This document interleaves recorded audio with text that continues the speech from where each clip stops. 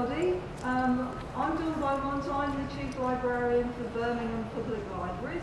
I'd like to welcome everybody here today to the Library of Birmingham, all of you that are here physically and our guests that are joining us virtually today.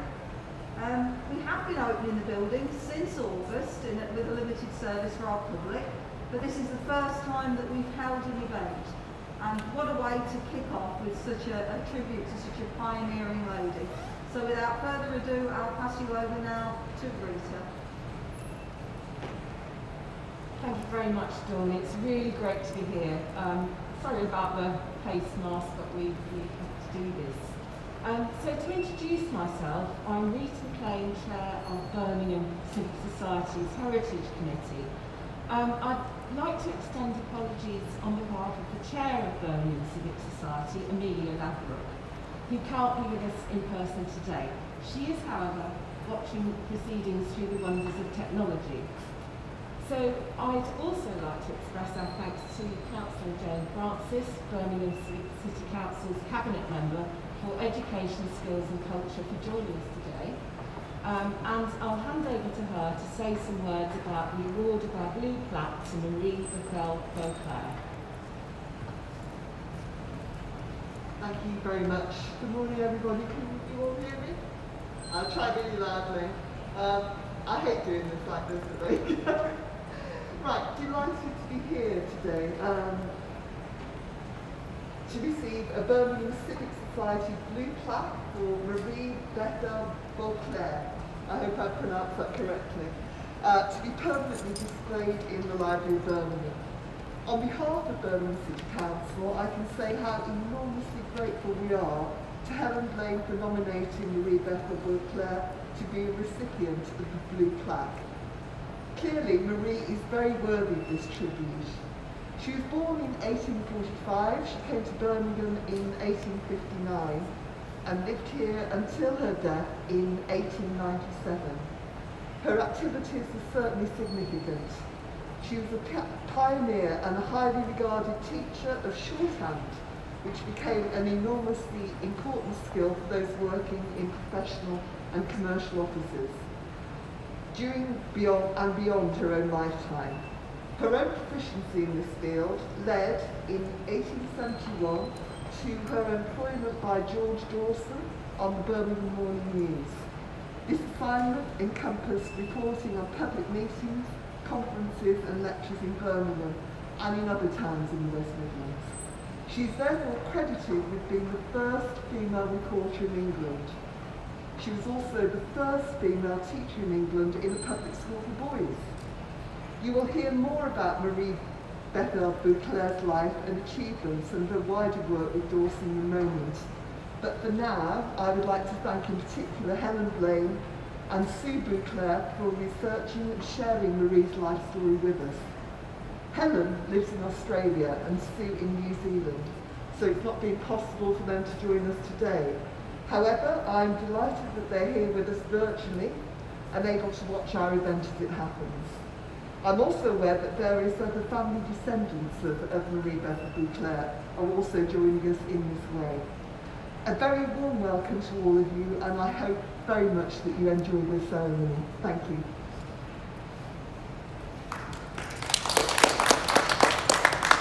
So thank you very much, Councillor Francis. As you've just heard, Helen and Sue can't be with us in person today, but they both kindly sent us words they wish to say at today's events. So first I'll read out Helen Blaine's speech, then my colleague Irene DeBow will present Sue Beauclerc's address. So Helen's speech. My name is Helen Blaine, and Marie Beauclerc was my great-grandfather's sister. I thank the Heritage Committee of Birmingham Civic Society for favourably responding to my request in 2010 that my great-grandaunt be considered as a future recipient of a blue plaque. I was delighted that the year 2020 was chosen, in keeping with the 175th anniversary of her birth, on the 10th of October 1845. My husband John and I live in Australia and are greatly disappointed that we cannot be present. Thank you, Penny Colborne, for suggesting that I write a speech to be read today and for keeping me informed over recent years.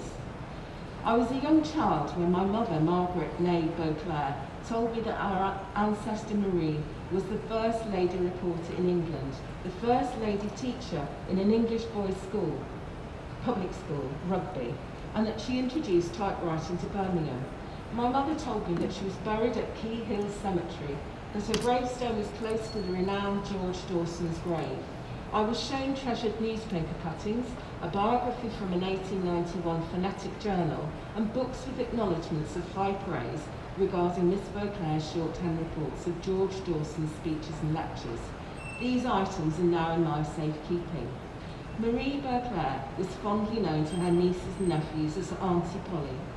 In 1959, when I was 14, one niece, whom I called Auntie Annie, gave me a pretty little Christmas card. It had been given to her by Auntie Polly and read, "My dear Helen, I have enclosed the Xmas card sent to me from Auntie Polly, who was Miss Marie Beauclerc 65 years ago. If you keep it as long as I have, you will be an old lady. Love from Auntie Annie." Today, in 2020, I am an old lady of 75, and I still treasure the pretty Christmas card. I think Auntie Annie and great-grandaunt Marie, whom I also like to think of as Auntie Polly, will be delighted by the unveiling today. Marie Beauclerc's personal achievements are trailblazing. I was always inspired by her determination to work hard to succeed, but it wasn't until after I nominated her for a blue plaque that I started to research her in depth. Subsequently, I discovered the event to which she was dedicated to her students and how much she encouraged women. In the newspapers of her day, there were many articles and advertisements relating to her, and I found an abundance of articles written about her and by her in the phonetic journals. I also retrieved her address to the First International Shorthand Congress in London in 1887. Using all the new information, I wrote a story about Marie for the Beauclerc family, and I set it against a backdrop of the times. In 1854, Marie Beauclerc was forced to leave school aged 9 during the Victorian era of rigid gender and class prejudice. Her father died, leaving her mother, twin siblings and herself to battle hard times. Marie's determination manifested itself when she was a child, particularly around the age of 12, when she retrieved an old Pitman shorthand manual from some waste paper. In 1857, learning shorthand and occupations using shorthand were reserved for males.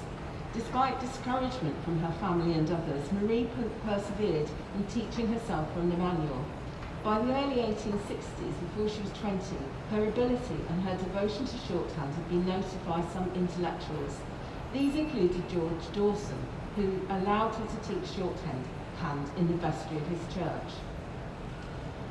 By 1871, Marie Beauclerc was reporting for George Dawson at the Birmingham Morning News, and in her address at the First International Shorthand Congress, she said, "Another way in which, by the aid of phonography, I have been enabled to do some lasting service has been in recording the eloquent utterances of one of the world's most gifted teachers, George Dawson, of the Church of the Saviour, Birmingham. For many years I reported from week to week those high discourses and those tender and impassioned soul-inspiring prayers which touched the hearts of all who heard them, and which but for phonography would have been entirely lost to the world." Marie was correct, because George Dawson was an orator rather than a writer. Marie's heartfelt belief in the value of shorthand and typing led her to be a prominent leader and pioneer in both fields. In 1891, Councillor R.F. Martineau praised her work at Birmingham and Midland Institute, saying, "The shorthand and typing department over which Miss Beauclerc presides is by far the largest and most successful branch of the Institute School of Commerce.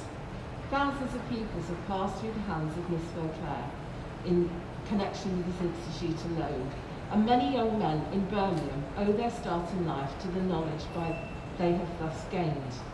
In the 1880s, shorthand and typing courses and careers were still dominated by men, but my research revealed Marie Beauclerc's advertisements prompted women to join her classes. At the International Shorthand Congress in 1887, she spoke of her instruction class for ladies and gentlemen. I'll close my speech with two quotes.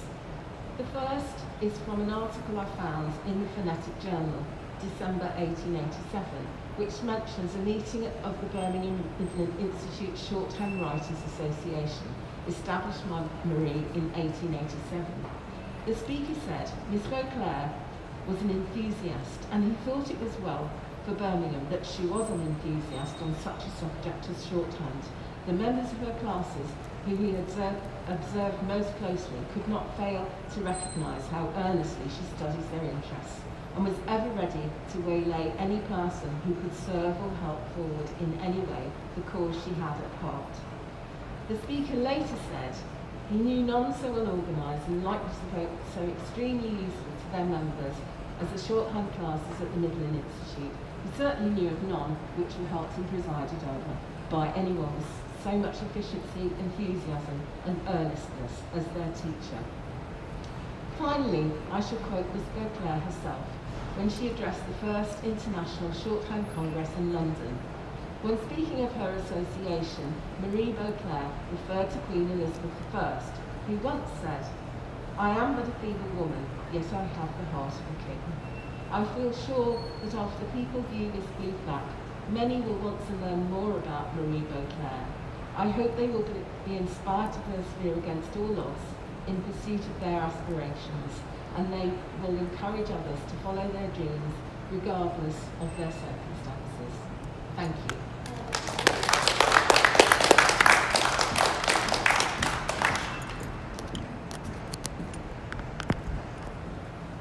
I will read a speech that was sent to us by Sue Beauclerc, who is in New Zealand. Greetings from New Zealand. Not being able to attend this special event to commemorate my great-great-aunt Marie Bethel Beauclerc, younger sister of my great-grandfather Richard Beauclerc, must rank among my life's most bitter disappointments. Plus, I always enjoy a visit to Birmingham as I was born there, in Lovelay Street, close to where you are today. And I spent my first 9 years in Shirley before we emigrated to New Zealand. I first became aware of Marie in the early 1980s, when I started to research my family tree, and a cousin of my mother sent me a copy of the 1891 Phonetic Journal article about Marie. It referred to her having a brother and a sister 2 years older than her. Twins can be very helpful in research. And so I was surprised when there were no birth records of Marie or the twins under Beauclerc. I then researched under Bethel, Marie's middle name in the Phonetic Journal article, and there were the 3 births. The twins, Richard and Elizabeth, in 1843, and Maria, at 12 p.m. on the 10th of October, 1845. My mother's mother, Rose Beauclerc, was Richard's second daughter and seems to have had a strong relationship with Marie and lived with her for some time. In the 1891 census, Rose, niece, age 12, is living with Marie, teacher of shorthand typing, in Villa Road, Handsworth. And it seems that Marie taught Rose shorthand typing. Rose's elder daughter Kathleen studied both and used them through her life. My mother left school early to care for Rose, who was dying of TB, so didn't take it up herself, but saw shorthand typing as an ideal occupation for her 2 daughters. She was disappointed when I chose teaching instead, but she did persuade my sister to abandon her ideas of nursing and study shorthand typing. While I was at Teachers College, I studied typing at night school, in case it came in useful if I couldn't get a teaching job when I was travelling to England for a working holiday. At that stage, there was no idea how useful touch typing would prove to be in this electronic age. When my 10-year-old granddaughter was here recently, she was doing some homework on the computer, which included a program teaching touch typing, and which was practicing and measuring her speed. While the method is a far cry from Marie's time, I find it fascinating that although shorthand is fast disappearing, typing is our most common form of written communication and looks likely to remain so.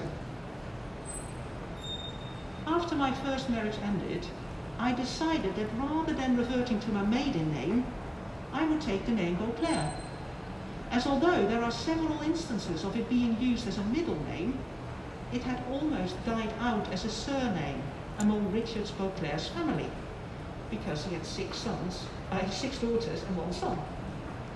And I hoped it would help keep awareness alive of our famous forebear, who I will be thinking of a great deal today as you honour her and her remarkable inspirational achievements.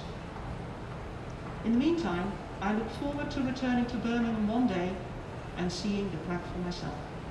Thank you.